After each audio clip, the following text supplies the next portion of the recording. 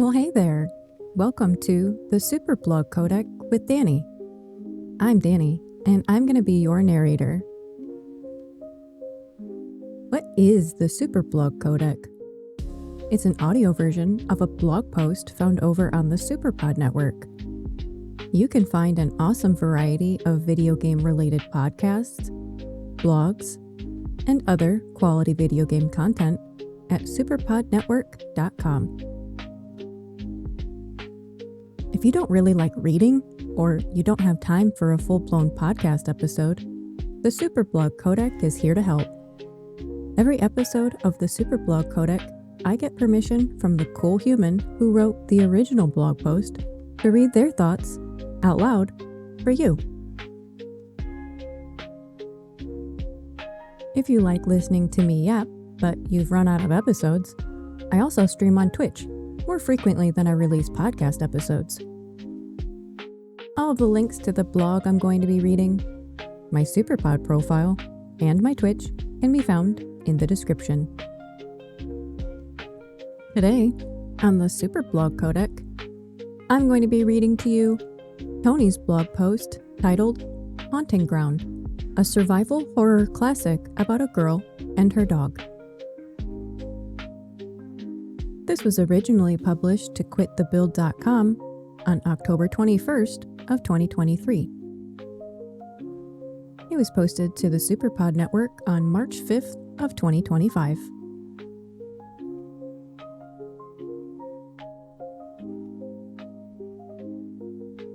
Podcaster note here, a very big thank you to my friend Tony for giving me free rein on which of his blog posts to read.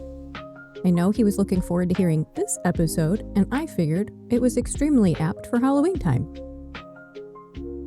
There were a few words in Italian in this blog post that, when I was reading it, I tried really hard not to completely butcher.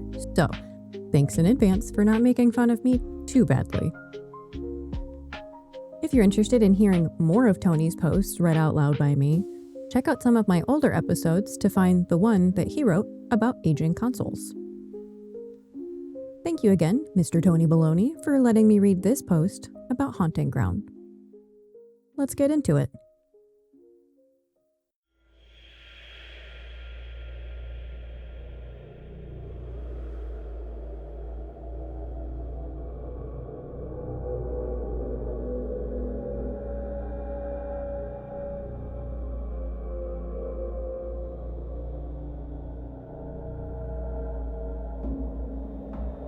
I've always been pretty big when it comes to anything horror-related. Even at a very young age, when I found anything even remotely spooky, absolutely terrifying. I would always be ready to come back for more, even if it meant having nightmares for the rest of the weekend. Naturally, the older I got, the less any of it would bother me, and it just became more of a casual form of entertainment. That's not to say things still don't get under my skin. It just takes a bit more effort for something to really get to me. And when it does, it usually sticks with me for a while. The survival horror genre is one that I have always been fond of. I remember the first time I fired up the demo for the original Alone in the Dark, way back when, and being absolutely floored by the overall presentation. The demo didn't offer much outside the very first room in the game, but it still left a lasting impression on me, and the game itself would end up giving birth to a whole new genre, with Capcom's Resident Evil taking inspiration from it just a few years later. This would, of course, result in Capcom perfecting the survival horror formula and creating one of the most popular gaming franchises in gaming history, as well as many other cult classics in the genre.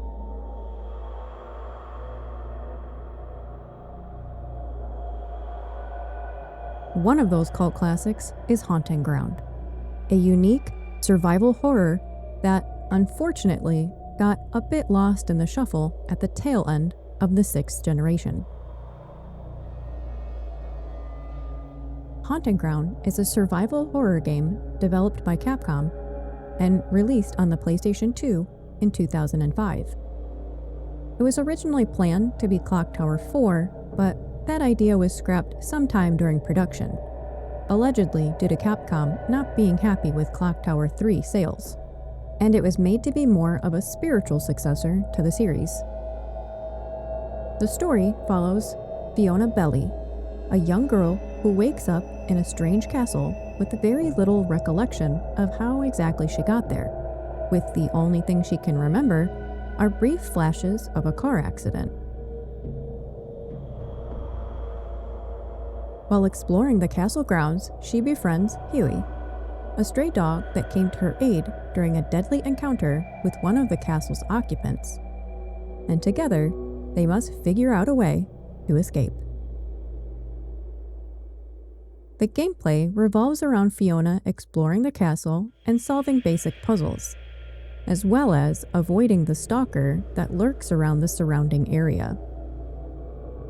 A chase sequence begins when Fiona is spotted by a stalker, requiring the use of the surroundings to evade them.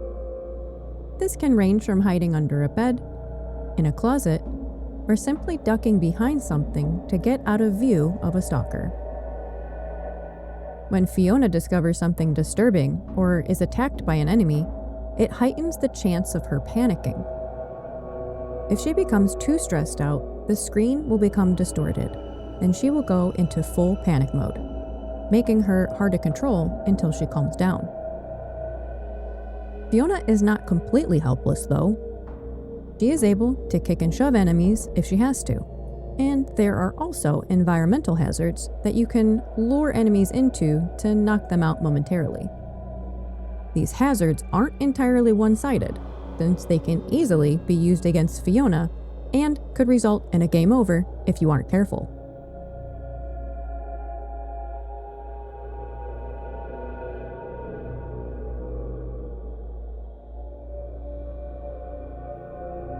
Learning how to command Huey properly is going to be your best line of defense. The right thumbstick is used to issue various commands, such as directing him to grab an item out of reach, having him stay in place, or attacking an enemy to give Fiona enough time to escape to safety. How responsive Huey is entirely based on how he's treated. You're able to build up his relationship with Fiona using treats, as well as praising or scolding, depending on whether or not he obeys a command. If Huey feels ignored or overly praised, he'll become more difficult to command. But if he's scolded too much, he might end up becoming aggressive towards Fiona, making it very important to find the right balance to make sure he performs actions when needed. It is also essential to make sure that Huey remains healthy. If he takes too much damage from a stalker, he can be temporarily knocked out, making it essential to always make sure that he is in good health after an encounter. One of the things I like most about Haunting Grounds was how accessible the gameplay is. There isn't a heavy reliance on inventory management, and getting the best ending is easily obtainable during a first playthrough. Fiona's sanity and stamina replenish when standing still, and there are also fountains scattered around that she can use to regain her composure. Huey's health can be recovered by petting him, or a simple handshake, which is as adorable and satisfying as it sounds. There are also healing items for both Fiona and Huey, but I didn't find myself using them all that much until the very end of the game. There are defense items that Fiona can use to help fend off stalkers, as well as accessories that can be found to boost stats. I personally didn't find a need to use any of the defense items, and felt that Huey was more than efficient and giving me some breathing room when a stalker had me cornered, but I'm sure more novice players would find them useful if they found themselves having a hard time.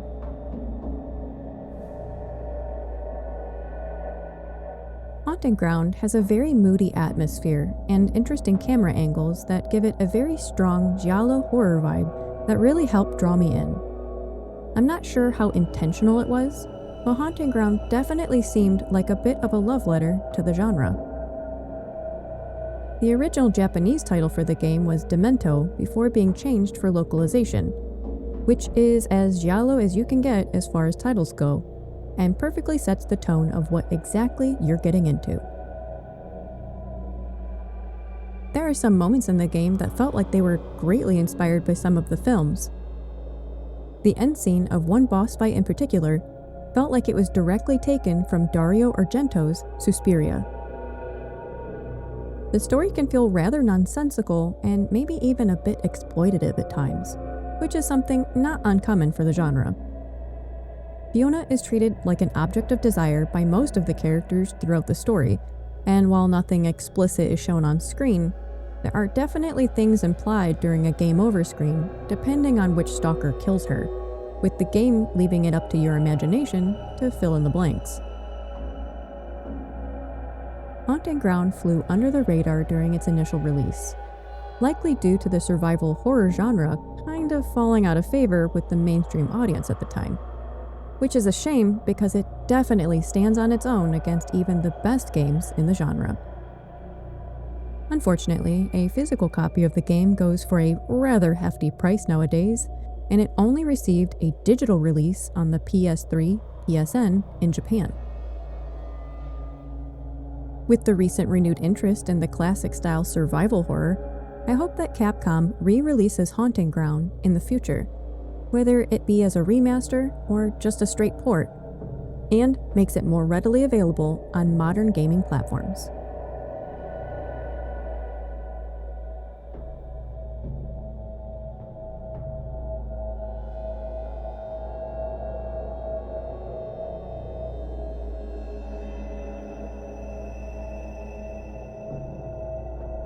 I hope you enjoyed this Halloweeny episode of the Superblog Codec.